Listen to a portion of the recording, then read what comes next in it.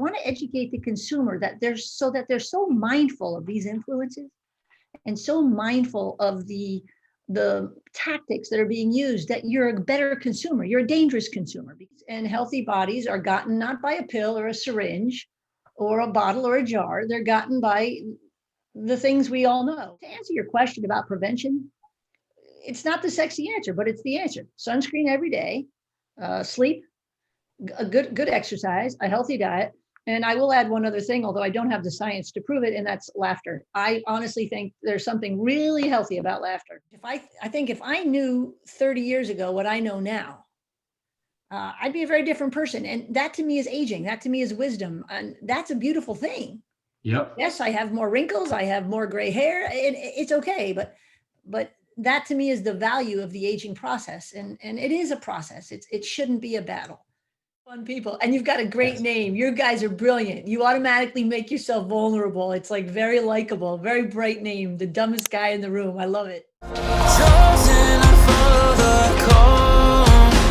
soul is breaking free. You awaken me. Stolen my time to move on, but now I can see seizing destiny. Welcome to my evolution. Welcome back to The Dumbest Guy in the Room. I'm your host, Bill McDale. We're here with Eddie. And I have a special guest today in a subject that I've really never dug into, but I think after reading a lot of your press material and listening to some of your news casts that you were on, I feel like at the core, we have a lot of the same beliefs. So I'll let you introduce yourself. Please welcome Dr. Fayne Frey. Thank you, Dr. Frey, for coming on. And if you could just tell my audience a little bit about what you do and your background and everything, and we'll take it from there. Perfect. First of all, thank you for having me on, Bill and Eddie. It's my honor. I will begin by letting you know I am a board certified dermatologist for over 3 decades. Love what I do. And although I primarily treat and diagnose skin cancer, I have been testing and analyzing over-the-counter skincare products for several decades and have realized that the media advocates for the media because they want your attention for ads.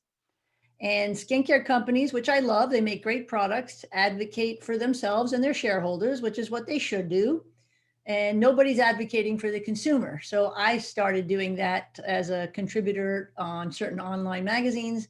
And then ultimately, which led me to write these soon to be released book called The Skincare Hoax, which will be released in October, which again is a book for the consumer, just to help you educate, to let you know what you need. I should tell you, I don't sell anything and I don't represent any skincare manufacturer. So I like to consider myself an unbiased expert in over-the-counter skincare products. Okay, so the first thing that I think I definitely kind of relate to is the media trying to grab attention, and these bigger companies trying to push the product, right? So I'm in sales. I sell insurance, but what I really sell is problems. And if there's no problem, I have nothing to sell at that point. So when it comes to skincare, I'm kind of seeing the same thing. Is there's a problem that they're selling, and it's like, how do you fix that problem? And from what I've read about, a lot of your stuff is you're an advocate for people being themselves and not really kind of worrying about what you look like and stuff like that in terms of the product, and love who you are, which I'm a big advocate for. But with that being said, you said you were in dermatology for about 30 years, and coming off of that and kind of going away from the mainstream view of these products, was that a risk, like a really high risk as being a dermatologist to kind of take that step as far as like people not giving you the product or the business? Like, was that a risk, like a really high risk for you? You mean writing the book? Not the book, just in your practice, right? So in your practice, you are not in dermatology. I feel like a lot of people are selling, what's one of the big products? Like there's a lot of products that they are selling you. Oh, all kinds of cosmetics, sure. So you kind of going outside of that and your practice, was Sure. that a risk for your business itself in dermatology? Well, it's a risk. I think my currency is trustworthiness. That's what I like to say. I like you said, I share that with you, that belief system. I have seen an amazing industry. The skincare industry is a good industry. It makes skincare products that are truly good for us, namely sunscreens, which is probably the single best product to prevent sun damage and skin cancer, and moisturizers. We know that increased hydration of the skin is good. It benefits certain skin diseases like psoriasis and eczema. But with that being said, there are so many tactics that these companies use that get us to buy. And unfortunately, a lot of these campaigns feed off of our insecurities and make women in particular, but men too, we make us feel inadequate. And that's what I'm really against. And I want to educate the consumer. I want to educate the consumer that they're so mindful of these influences and so mindful of the tactics that are being used, that you're a better consumer. You're a dangerous consumer because you're mindful of these influences. As far as my practice, I think my patients appreciate the fact that I don't sell them something. I try to be unbiased. These are cosmetics. And by law, we can discuss this, but by law, cosmetics really can't intend to change the function of your skin, because if they did, in this country, they'd be drugs and have to go through the FDA. So the mere fact that these are cosmetics, and I'm talking about the anti-aging creams and the night creams and the day creams and the eye creams and the neck creams, I could go on. There's shelves and shelves of them. The truth is, you just don't need them. Yeah, I would agree with you, and my wife would also agree with you. She uses I always make fun of her at night because she looks all funny, but she uses like petroleum jelly. That's a good one. I like that one. And I think it looks funny, but that's just me. It's good moisturizer. Yeah, and that's what she always said. She always said that everything's kind of overpriced. And I told her about you, and she went on your site, and she said that she uses a couple of the things that you promote on your page, which I kind of like because you had links to like Amazon and then like other, like not links to some big brand or your stuff. The recommendations were cheaper products that she does use, or at least one of them. I don't remember which one it was, which I thought was pretty unique. Like you said, you're not selling anything, and you could see that through your website. Yes, I don't sell anything. I think you have to understand that there's no correlation between the cost of a cosmetic and how well it works. And I know this because I test products in my office. I have a machine called a corneometer, and we actually test water content of the skin at a baseline. And then we have the patient or any volunteer use products on their arms for a week, and they come back and we retest the water content of their skin. So I have an objective measurement of how well that product works. And I will guarantee you there is no correlation between how much you pay for a product and how well it works. So with that being said, I recommend products that are manufactured by more reputable, nationally and internationally known brands, simply because they have the best resources. They hire biologists and chemists and environmentalists, and they can afford the better ingredients. They have better ability to do testing because they have the funds. And it's affordable, and more importantly, it's available. So if you're on vacation out west and you run out of your product, you could just run down to the CVS and Target and pick it up. So that's why on Freyface, which is the educational website you're talking about, we recommend products, again, that you can buy at your local drugstore, and they've been tested, so I know they work. I test them. We test them in the office. Okay, and I'll definitely I'll throw, if anybody's interested in the Freyface, their link will be in the description below for people to go check that out as well. No, thank you. No problem. But you seem passionate about it, and obviously there's not many places, just any doctor in general that you go to that I feel like does those kind of things. Like it's usually a medicine that's being pitched, and they're getting some type of kickback for it, or there's not like, here, let's try this and see how it's working for you. And based on their own experience, usually these bigger studies that they're going off of that are probably sponsored by that drug company to begin with. But with that being said, like, how did you get into dermatology? Like you know, like for me growing up, it was never like, I want to fix people's skin. Or I want to. So how did you like fall in love Good with question. dermatology? The truth is, I wanted to be a pediatrician my whole life till I went to medical school and did pediatrics, and it wasn't for me. It's the honest truth. I went and did some research, and it wasn't what got me into dermatology, but who got me into dermatology. And I found some mentors that I had the utmost respect for, and they were doing research on leprosy and psoriasis. I found it intellectually stimulating. I loved the skin. It's an amazing organ. Most people think of it as a thing of beauty, but it's really an incredible layered system which functions beautifully. And it really is, we are really waterproof. I mean, imagine people say all the time you put things on your skin and they go into your blood. It's just not that simple. Things just don't penetrate that quickly. You swim in the ocean for hours. You don't swell up like a sponge. You wash your dishes after a Thanksgiving meal and you scrub and you wipe your hands and they're just like you left them. I mean, the skin is truly an amazing organ. So I fell in love with dermatology, I think through the people that I met, and I found it really a very vast field, right? I can see adults, I can see children, I can do surgical procedures. It's just a very wide area of expertise that I fell in love with.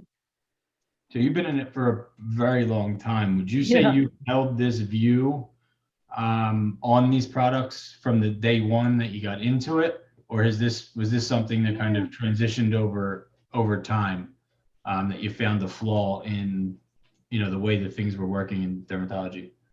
Yeah, I've always been a lover of chemistry, but I had a woman who came to my office and she dumped out a bag of skincare products on the examining table. And she was a 35-year-old gal who had a corner office at Wall Street. And she was an Ivy League trained financier. And she says to me, all these products are making me break out. So I picked up one of the products and I looked at the ingredients, being that I was the chemistry nerd that I was. And I noticed one that was called isopropyl myristate. And I said, you know, you shouldn't be using this because it has an ingredient in it that can cause breakouts. She says, I'm an Ivy League trained gal from Wall Street. How am I supposed to know this? And Bill, what you have to realize is the most important information on any cosmetic skincare bottle is the ingredient listing. But the average consumer who is very intelligent doesn't understand isopropyl myristate and triethanolamine and propylene glycol. These cosmetics, it's really a blind item. So what do we have to go by? We go by what the media says and what our friends says and what's on the front panel of the bottle, which is primarily marketing real estate. And so the consumer's at a huge disadvantage. So I noticed that very early on in my career. And I started writing for some online magazines, trying to, again, just to educate. And one thing led to another. The website became, and then the book, followed. Again, nobody was really advocating for the consumer who needs help, again, because it is a blind item. Yeah, and would you say that that was probably one of the inspirations for Freyface? Yes, Like that was the inspiration, was this product selector to help people pick over-the-counter moisturizers, sunscreens, and cleansers if they had, for example, acne. What I would do is I researched, and the research is there. It's not great. The science isn't great, but what there is, we were able to find the ingredients where there was some evidence they cause breakouts. And if you go on the website and you want to find a moisturizer and you break out, you can identify yourself as someone who's acne prone. And when you click acne prone, the products that are there that have one of those ingredients that make you break out, that product is removed. And the same is true with eczema. If you have eczema, a sensitive skin condition, there are ingredients you shouldn't be coming in contact with. And so when you click I'm eczema prone, there are ingredients in products that we remove those products if you identify as eczema prone. That's how the website got started. It was really just a useful tool to help my patients in particular select products that were affordable and that were good for them based on their skin conditions. So it kind of individualizes. Your website has the ability to kind of individualize the situation as much as they can. Well, for those two conditions, for acne and for eczema. Yeah. Okay. So I guess looking at like I get what you are doing is you are individualizing everybody to narrow down exactly what these ingredients are that cause these things. Now, for me, especially when it comes to the medical field, and I guess it can go really any field, prevention, right? So like no one really talks about prevention because if the problem didn't exist, our jobs don't exist, right? So like people always sell the problem and we're like, we want to save all of these people from X. But at the end of the day, if I got rid of X, well, now I have no purpose or job. So like me being in the financial world, it's like, I want to make everybody financially confident. But if I did that, then what's my purpose here, right? So we don't really talk about prevention to getting to this point. But we're always concerned about, well, now I got it. So now what do I do? So when you look at skincare and coming from these things, is there anything what's the biggest thing people can do to prevent themselves from getting to a point of where they need to be fixed? And I guess it's kind of a very big question because I'm sure there's a million different skin things that you deal with, wrinkles, acne, all that stuff. But at what point do you help people with prevention from like maybe a younger age? And what are the steps people can take to kind of prevent it from getting to that point? No, it's a very good question. Everybody wants this sexy answer, the quick answer, the pill, the supplement. You see this in weight loss. I want the pill.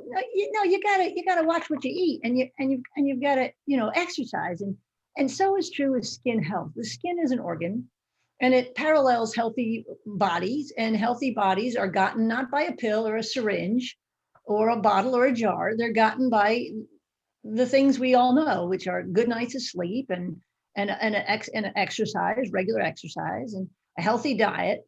And the one particular skincare product, which I tell people to start using from 6 months on, if they're in the sun, which they, to obviously minimize sun exposure, is sunscreen. It is by far the single best skin protectant. It's the best anti-aging cream, if I could use that word, which is a brilliant marketing term, in my opinion. Sunscreen is used every day. And somewhere along the line, dermatologists have failed. I mean, dentists have done a great job. So people wake up in the morning and they don't ask themselves, like, what am I going to eat today? Do I need to brush my teeth? Am I going to have sugar? Right? You get up and you brush your teeth.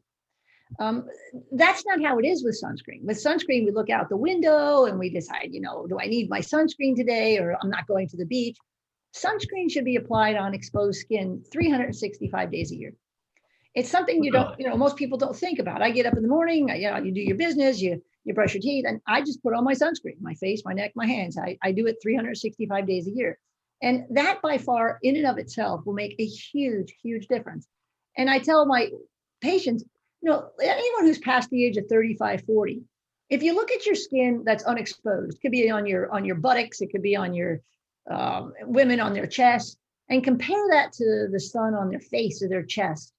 That skin is the same age, but you will see a huge difference in the tone and texture. And the difference is the sun exposure, which just strengthens the argument, sunscreen every single day. So to answer your question about prevention, it's not the sexy answer, but it's the answer. Sunscreen every day, sleep, a good exercise, a healthy diet. And I will add one other thing, although I don't have the science to prove it, and that's laughter. I honestly think there's something really healthy about laughter.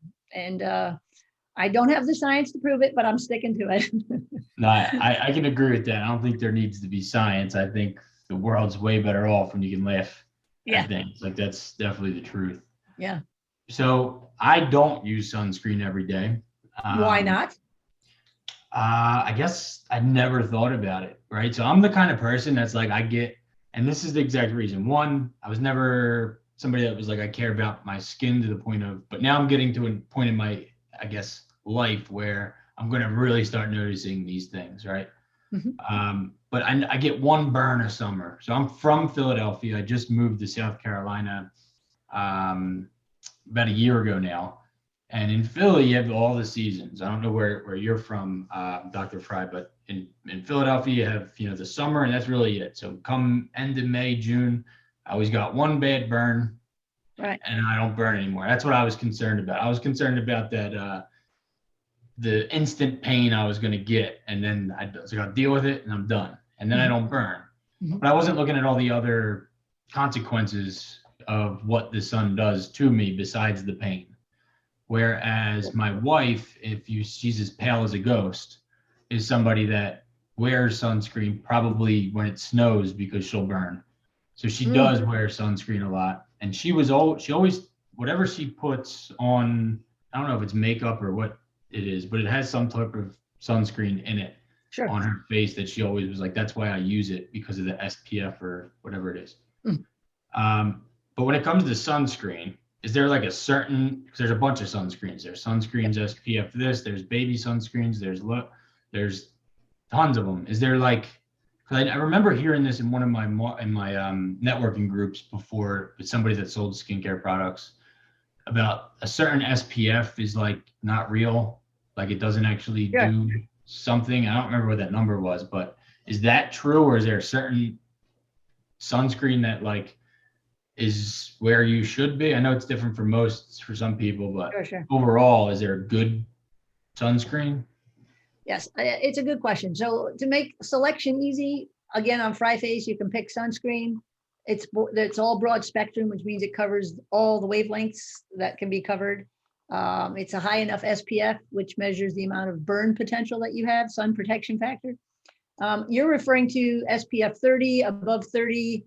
The burning potential is probably not negligible, but here's the difference. Most people don't use the amount of sunscreen they should, which means you're not getting the amount of sunscreen protection that's on the label. So there was a very good study that was done. They compared, I believe it was SPF 100 to SPF 50. And it did show that SPF 100 prevented more burns, but I'm not saying it's because of the sunscreen per se, but I believe it's due in part to how people apply the sunscreen. So an adult should use an ounce of sunscreen, which is a shot glass. It means a lot. A shot glass for their body if they're in a bathing suit. And very rarely does a person do that. So, and that should be applied every 2 hours if you're on the beach. So to answer your question, any sunscreen that's SPF 30 or higher, that's applied liberally, often, and of course daily, is adequate. And you can pick that on the website. And again, it should be done every single day. And no, you don't need sunscreen under your clothes. People ask me that. It's really on exposed skin. Okay. I'll tell you what, this is why I'm the dumbest guy in the room. I just learned that SPF stood for sun protection factor. Now you know. And remember, it tells you about burn potential. And we have certain ultraviolet rays that cause burn. We call those UVB rays. And then we have UVA rays that cause tanning and certain disease states, skin cancer, but those are usually associated with UVB. But SPF refers to the UVB or the burning potential. And that's why broad spectrum sunscreens cover UVB and a good portion of the UVA. And the best sunscreen is the one you use. If you like a spray, use a spray. Don't spray it into your face. Put it on your hand, put it on your face. I happen to like a stick. I like the beeswax. I'm a runner. I like to put it on because it doesn't run and burn in my eyes. If you like a lotion, I think the bottom line is find one you like and that you'll use every day and apply it liberally. That's my best advice. So is there, just, again, I don't know if there is, but going back to the ingredients, is there any sunscreen that you found or an ingredient in some sunscreens that maybe should be avoided? I don't think any should be avoided. I believe that all the ones available on the market are safe. They've been approved by the FDA. They are over-the-counter drugs.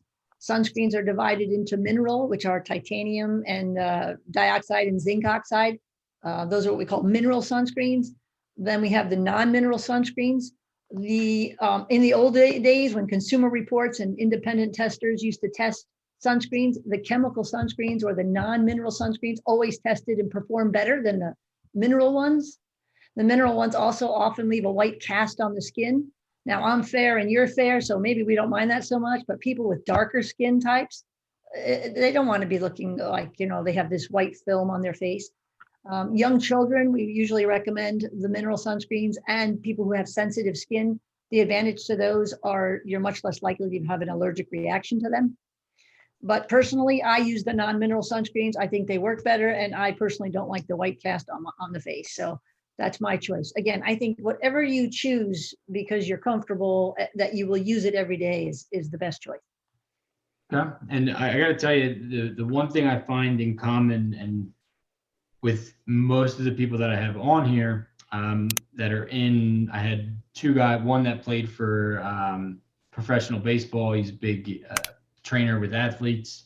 Another guy that does Orange Theory Fitness Gym. He runs Oh, one sure. of them.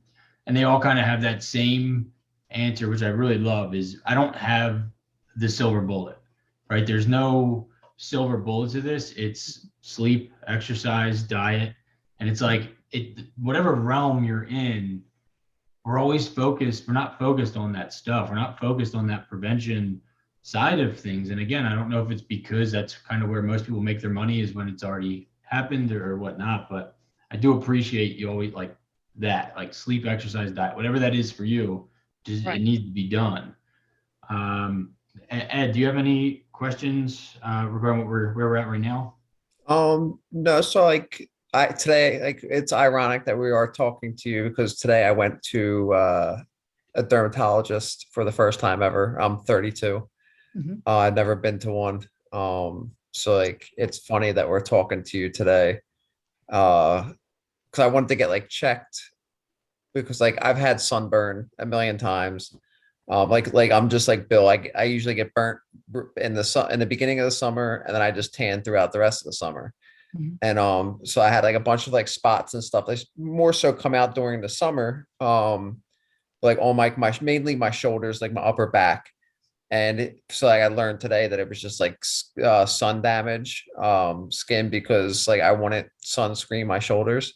Mhm. And then it was funny that you were saying this because when I was sitting in the office, I seen this like billboard, and it was this lady's face. I believe they said she was like 65 or so, and she only like sunscreened from like her jawline and like her face. She didn't do her neck, and you could see like the visible difference between her Sure. face and her neck with like the sun damage on her neck and the Yeah. aging from not using sunscreen on her neck. And when like you said that, I was like, it makes a lot of sense. But yeah, it's interesting that we're talking to you today because, like I said, it was my first time ever being at a dermatologist office. I never been to one. Yeah, I've never been to one. I don't know. I probably should see one, but I'm not a big person going to get really anything checked. I like to try to prevent myself from even Well, getting to check those yourself, things. check yourself. Look in the mirror, look at all your parts and just see if you see anything that's unusual, growing or changing. And if so, you see someone.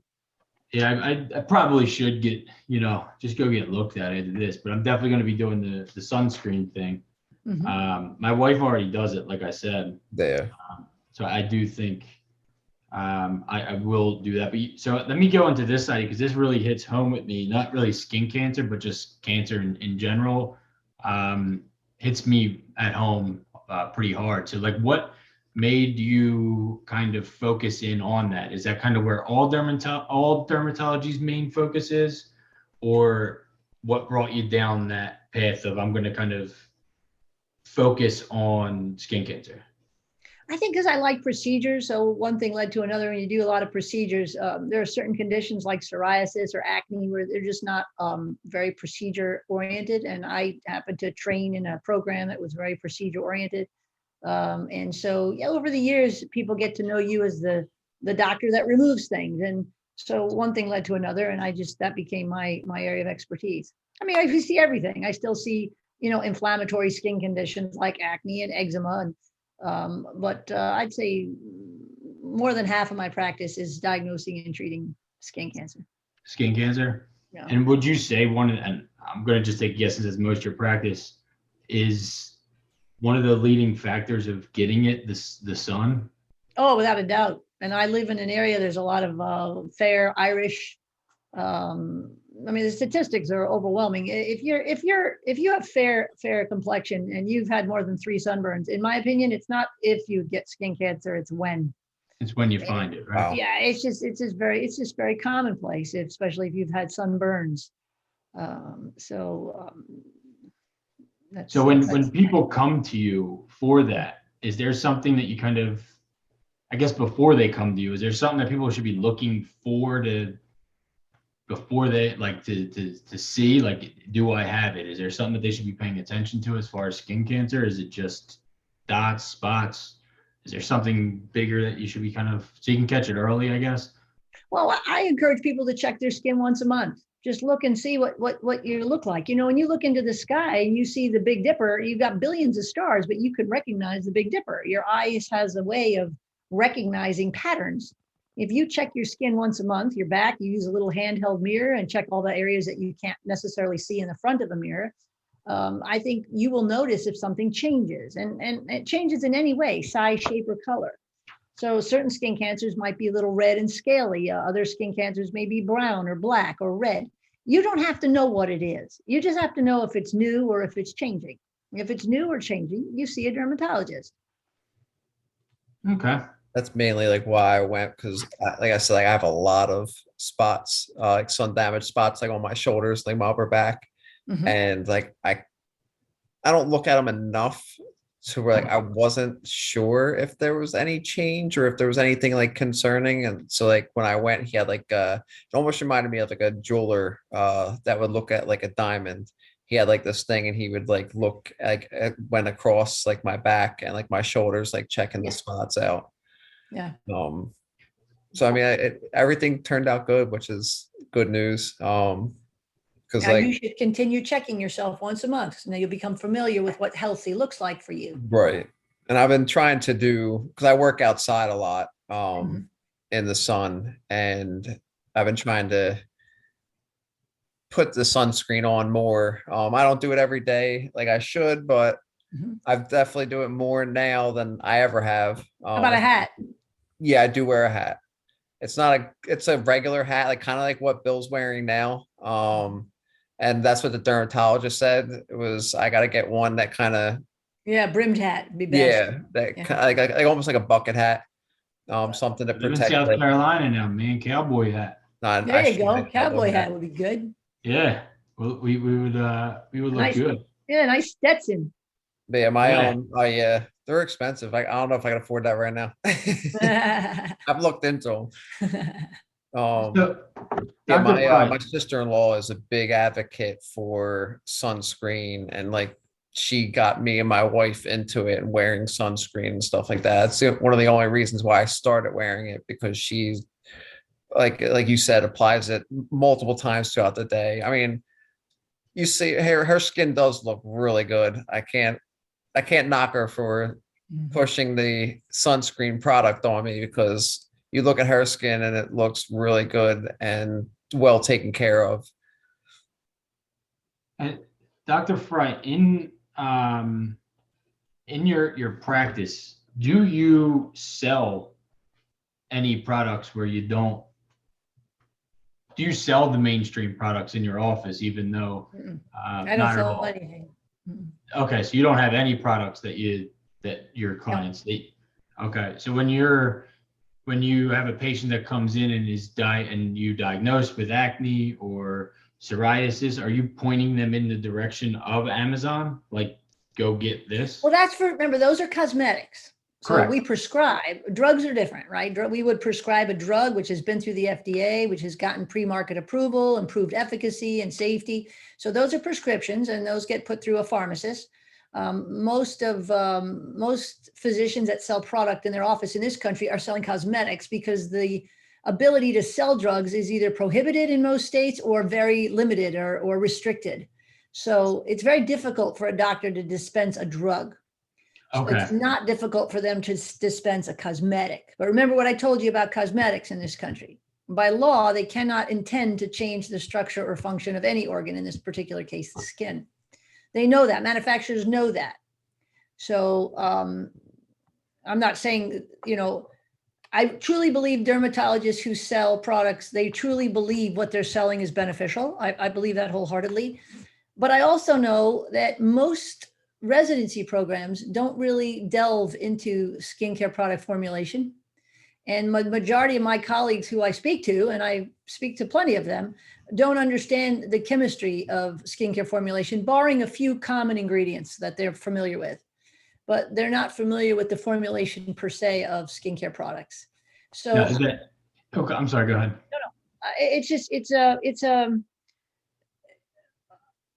It's an area that needs to be addressed in residency programs, in my opinion. And that's what I was going to ask. So, like, if it's so what you're saying is going through school, this is stuff that's kind of not being taught. It would have to be self-learned. Correct. Most residency programs, we study, there are about 3,000 to 4,000 diseases of the skin, hair, and nails. And that's what dermatologists learn. They learn pathology and diagnosing and treatment of these conditions. There is very little, if any, teaching of cosmetics. Of the chemistry, which is a big part of what you do when you get out, correct? Well, skincare, yes, you have to self-teach, or you have to understand the chemistry, and you have to go out of your way to learn that. And almost none of them are testing products. I mean, objectively, the corneometer is just not seen in doctors' offices. Right, which is what I brought up earlier. I thought that was very unique, that you do that you're kind of doing your own experimenting as as you're practicing. And if I'm not mistaken, you went to Cornell, correct? And I went to Cornell Medical School. Cornell Medical School. And when you were going to school, was the chemistry and the ingredient side part of school then? Well, chemistry, not so much in as it relates to skincare, but you learn chemistry and organic chemistry. That's part of a pre-medical education. And then, I pursued it a little bit more than that because I had an interest in it. And in residency, I pursued it a little bit more too. It has happened to be a particular interest of mine, but that was by choice.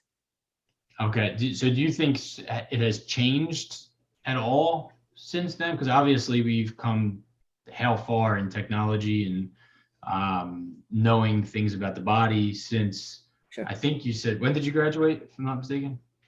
From medical school? Yeah. Oh, the dinosaurs were roaming back in 1987.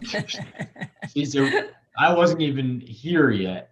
Right. I told you, I've been doing this a really long time. Exactly. But I can tell you're so passionate about it and you still are self-learning, where a lot of people in every industry, it's like you learn and then that's kind of it. And that's what you know.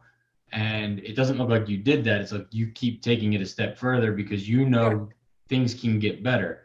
So do you think that schools have done the same in your field, where it's been getting better for students so that when they come out, they're a little bit more equipped? Or do you think I don't think so. I was just on a podcast last week with two young dermatologists, and I asked them, and neither of them had this kind of training in their residency programs. And they actually invited me to come and speak to some of their residents about it. I just don't think it's an area. Remember, this is cosmetics. This is sales. It's marketing. It's not medicine per se. So I don't think it's incorporated enough in dermatology programs. I mean, there may be a program here or there where that's not the case, but it hasn't been my experience.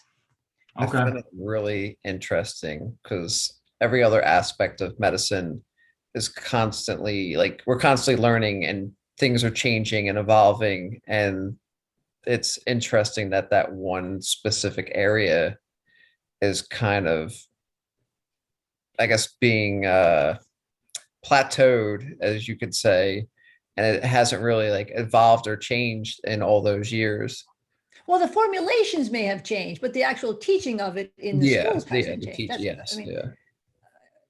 So I there's get more and more I research. get exactly what you're saying, and because I also think in this, like, we're not focused on healthy habits. We're not focused on long-term goals. We're more focused on the now. How do I get it now?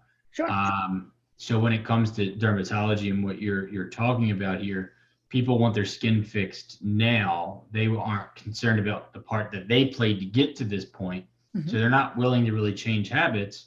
So they want I want this now, fix it. And then you see that brand going across the TV that says, look at me.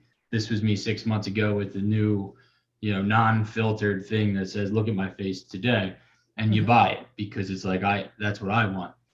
And so I get exactly what you're saying there. But I also remember, think these are cosmetics. Remember, they correct. can't change your skin. That's what the law says. And some of these products are sold an ounce. Here's an ounce. It's some of these products are $50, $100 an ounce. You're talking $1,600 a pound. Yeah. I can't think of any perishable I'd spend $1,600 a pound on, yet alone a cosmetic, which by law can't intend to really change the structure or function of your skin. But the consumer doesn't know this. Yeah. And they don't want to tell you that. It's Well, like, I'll be honest, I don't think a lot of dermatologists know it. yeah, it's just like in banking, I do investments and banking. So everybody would be afraid to move their money into some sort of investment because it's not insured. And at the bank, they have the FDIC. Well, if you look up FDIC, you're only insured for 250,000 and they have 99 years to pay you back.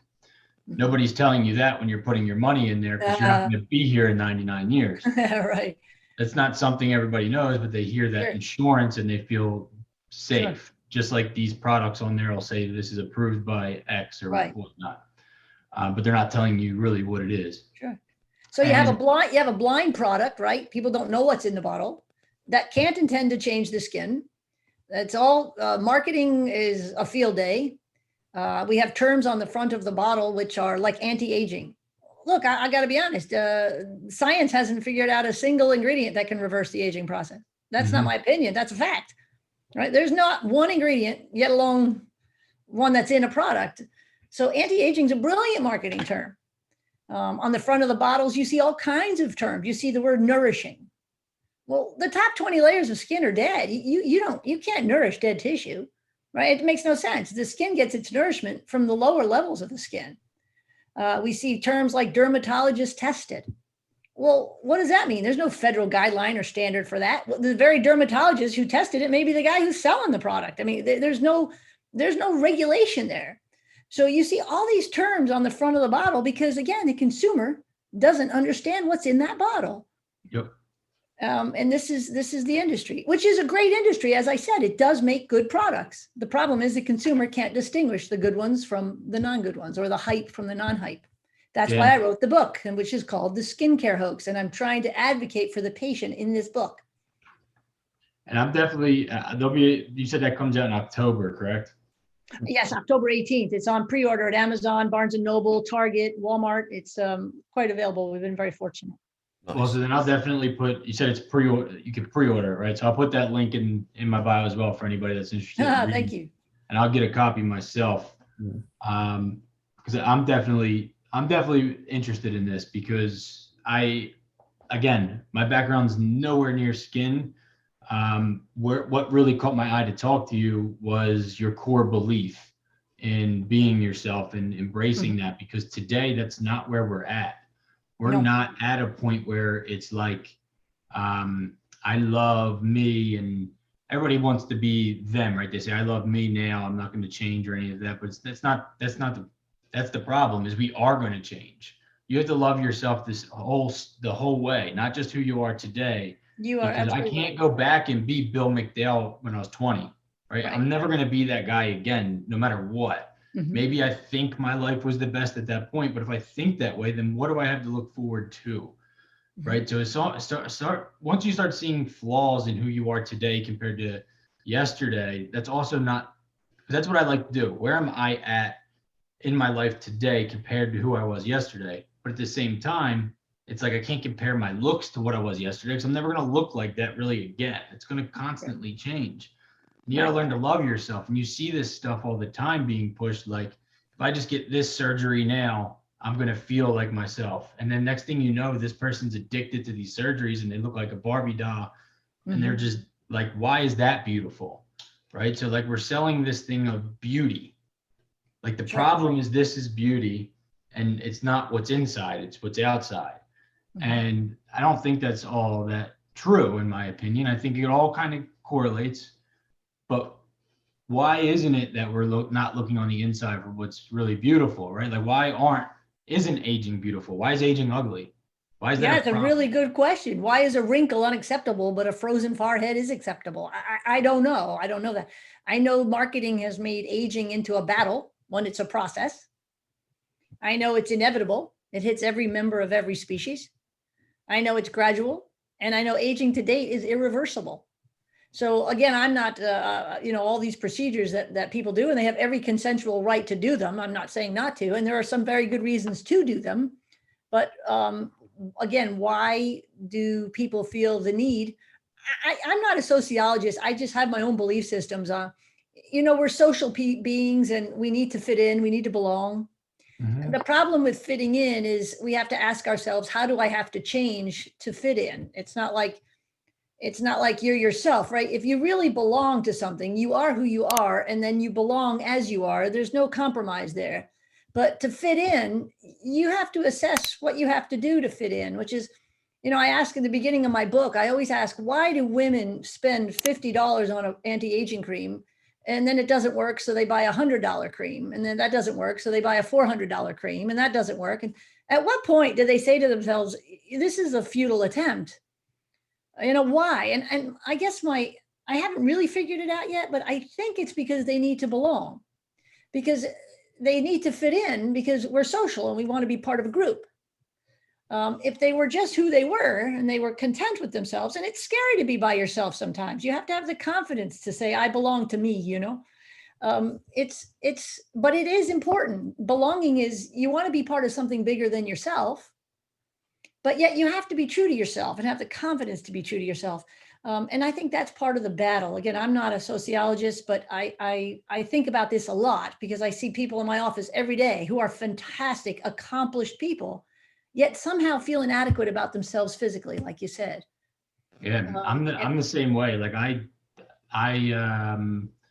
an alcoholic. I stopped drinking 6 years ago in July. Eddie's on the same boat there with a few years.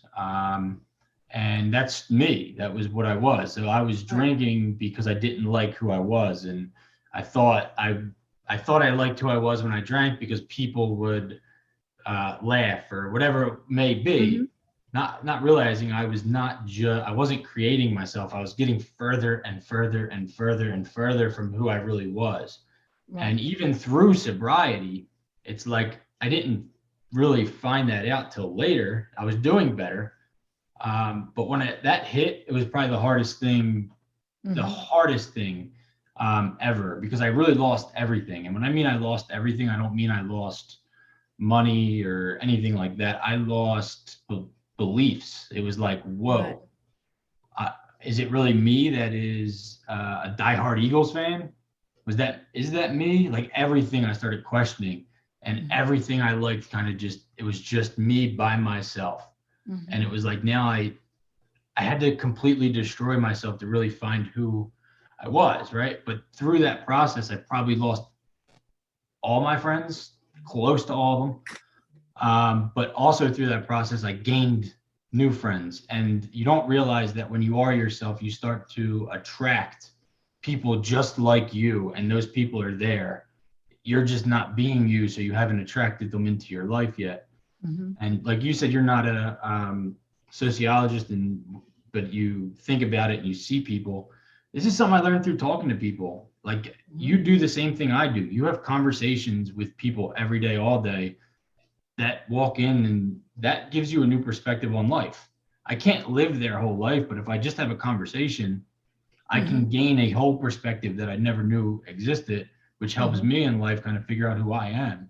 And I guess it's probably the selfish side of things, but I don't know. I just think I love that aspect. When I was reading about just reading through all your stuff, it was like, no, I don't know anything about skincare, but I do know that I am definitely an advocate for people loving themselves, because there's nothing more important than that, in my opinion. And, I asked myself this question a lot too, because my mom and my Aunt Linda, which is my mom's sister, was like my second mom. She passed away from breast cancer like 3 years ago.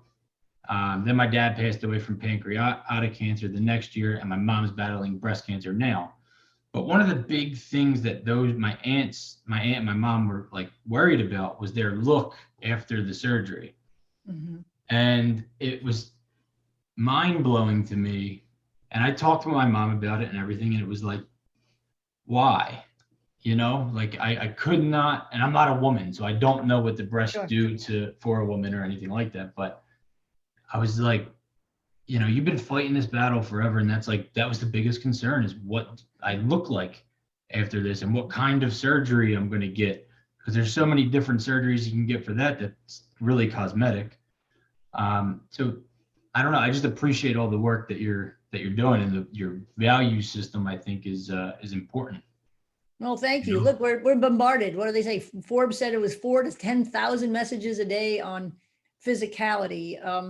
And you know, the Western culture's idea of beauty is tall, white, blue-eyed, thin, and young. And less than 1% of the world has won that legacy. Yeah, Where does that leave the rest of us, right? that's very I didn't true. get that genetic lottery, and I don't think it's important. But that is what's embedded. That's the marketing. You know, the underlining pinning of the book. Yes, it is done in the guise of skincare, but the underlining pinning of the book is, you know, I have people say to themselves in the mirror, look in the mirror and just say to yourself, "Dear me, I'm awesome." And I have women who can't say that. You know, those 4 little words, "Dear me, I'm awesome." Because Hmm. you're a good person, regardless of, you know, of some of these perceived flaws, which are so trivial, some of them. Yep. But again, we're brainwashed. I'm just convinced from a very young age, we have to fit into, again, that fit in thing. We have to change who we are to fit into this preconceived cultural ideal of beauty.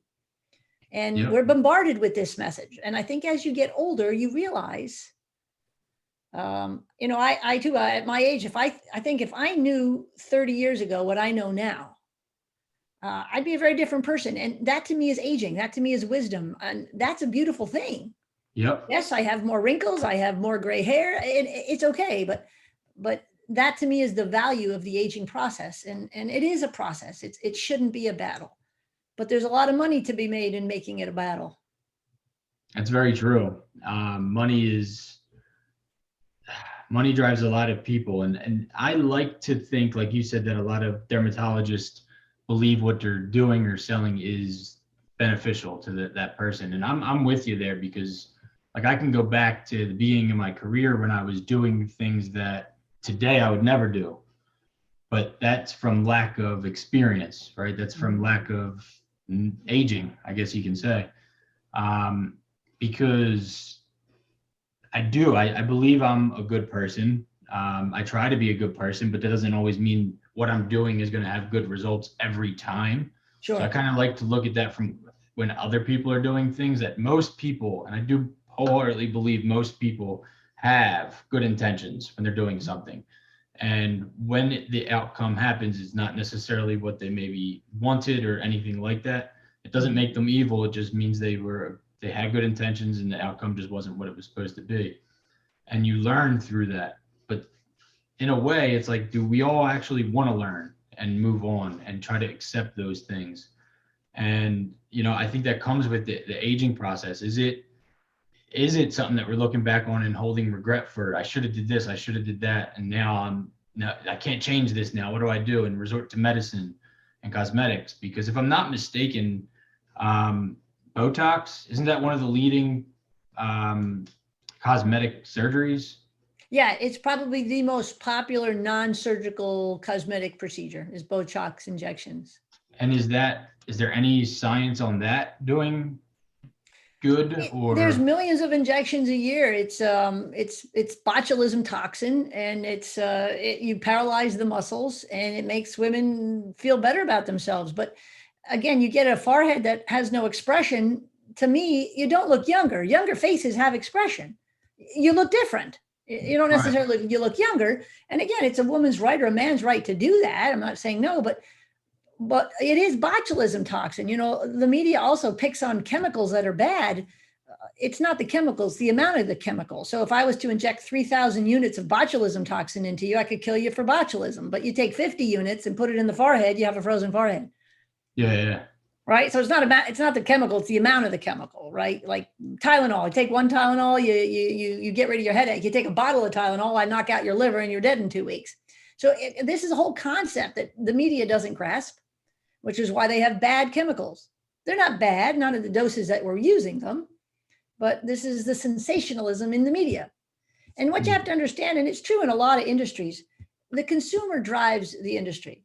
So what the consumer wants is what the companies make. Because remember, they're advocating for their shareholders. And I'm not against business. Business is good. It makes jobs, it makes some good products.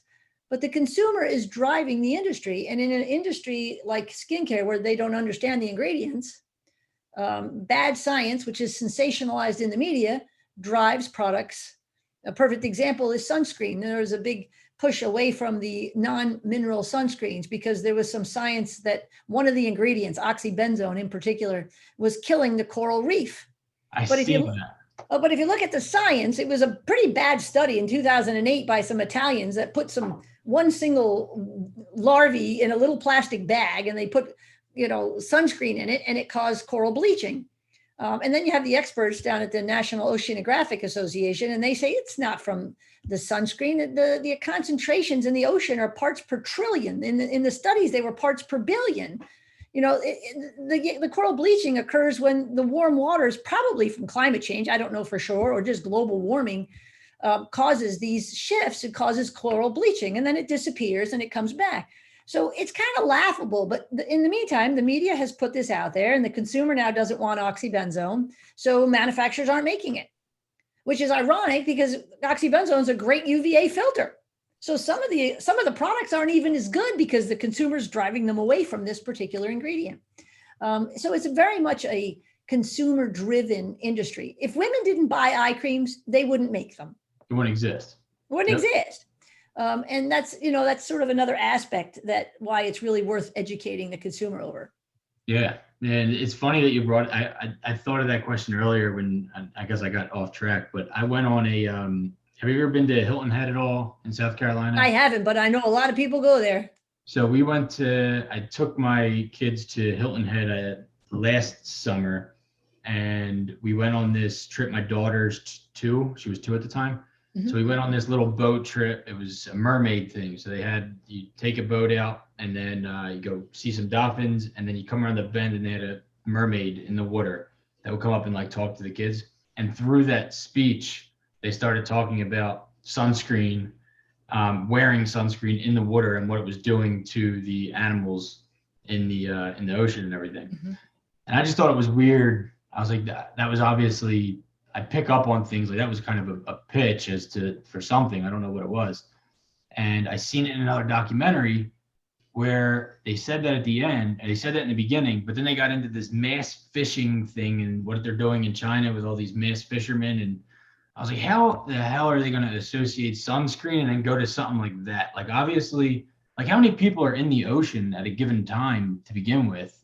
And sure. A section of that ocean for it to be doing it through all the coral reef system. So to me, it didn't, I was like, right, I get it, I guess sense. Maybe, but I don't know. It just didn't make that much sense to me. Like maybe that's possible it does something, but. Look, and we need good, valid science, and I'm open to valid science, but there's these bad studies that draw these conclusions and then make us make products that are probably inferior. It makes absolutely no sense. Right. But the consumer. That's a weird one. That was a really weird one. But now that you bring up the fact that it prevents, like it's one of the leading things to prevent skin cancer, and that it shouldn't just be worn when you're in the sun. It should just be worn because the sun's always there, whether we feel it really or not, is a good point. And with how many people are getting cancer these days, and I don't know if that's a very, just a personal thing to me because of my entire family, literally. And my father-in-law just got diagnosed with thyroid cancer. So I don't know if that just is something that hits home or, what it may be, but it's crazy to think that these things that are not good for us are being pushed as good for us for short-term good feelings, not really anything else but a feeling, right? Because we should be wearing sunscreen, but they're saying don't do it because you're coral reef. They're saying stay healthy, but then with a McDonald's commercial, it's just to me insane that we're not picking up on these things or asking why. And I'm a high school dropout, so there's you can question things and just have a conversation like this, because I learned a lot today. I'm going to be very honest. And Bill, you have an incredible intellectual curiosity. It's really nice to see. Thank you. I'd like to think I just got kind of curious. I used to know everything. So like you mentioned the name of my podcast, I used to know everything, and you could not tell me that I was wrong. I hear you. That was who I was. And then when I started to see maybe I'm wrong, and not only maybe am I wrong, but it's like, I only know what I know. There's so much more out there. And the more you know, the more you realize you don't know. Exactly. And that's the crazy part. That's the ironic part about knowing. Right. It's like there's just so much out there. And to me, that's what helped me with aging, I guess, the most is I feel like time moves slower for me when I experience new things. Mhm. When I'm experiencing more, it's when I get stuck I'm doing the same thing over and over and over again, and a year goes by. And it's Mhm. like, man, time is just whatever, and life is whatever. But when you start experiencing new things, and that's why I think it's important. Like when my son was born, that's what really triggered me to really start changing my life around. But give me a whole new perspective. Then I had a daughter, whole new perspective. Then marriage and moving from state to a whole nother state across the country. My dad dying, just like experience getting into hiking, never like all of these things, whether they're very bad or very good or new, these experiences have helped me so much with loving life and loving who I am because there's Yeah. nothing more important in my opinion if you want to feel like you live longer, because I feel like time is different for everybody too. Experience new things and try going outside of that box. And I Yeah. don't know about you, but when I try new things, time moves a little bit slower. Mhm. I don't know about you, No, absolutely. I think it's very, very great advice. right? And I guess go ahead. So you have a book coming out in October. You have this website. Mhm. Um, is there any other way for people to kind of reach out if they, have questions or where they can Well, on FryFace, contact you or find you? there's a contact us on the website from FryFace, and as I found you and was lucky to do so on LinkedIn. Yeah, and I appreciate you reaching out there. I thought that was really awesome. There's not, I get some requests through people, but when I read through yours, I was really amazed at your No, mindset behind it. I really thank you was. very much. Do you have anything else to add, Ed, at all? So like the one question I wanted to ask was, is there, so like you said, everyone is different, everyone's skin is different. Is there like a specific sunscreen that